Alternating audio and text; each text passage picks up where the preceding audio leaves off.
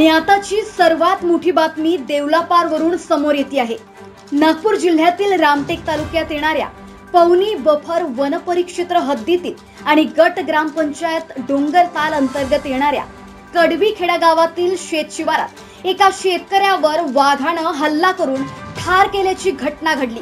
ही घटना 8 मार्च रोजी दुपारी 2 ते 3 च्या दरम्यान घडल्याची प्राथमिक माहिती समोर आली आहे।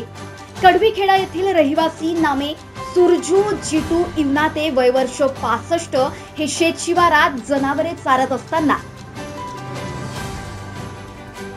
अचानक वाघानं त्यांच्यावर हल्ला केला आणि गणेश छोटू नैताम यांच्या शेतात नेऊन ठार केलं। घटनेची माहिती तात्काळ वन विभाग कार्यालय पवनी येथे देण्यात आली।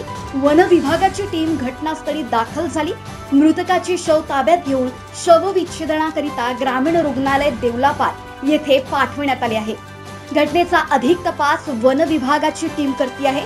पवनी वन विभागाचे अधिकारी आणि कर्मचाऱ्यांना फोन करून माहिती मागवली असता त्यांच्याकडून फोन कापण्यात आला। तसेच गावातील त्रस्त नागरिकांनी वाघ असलेल्या भागाला आग लावल्याची देखील प्राथमिक माहिती समोर येते आहे। महादर्पण न्यूज करिता भूपेश पाठराबे, उमरेड, नागपूर।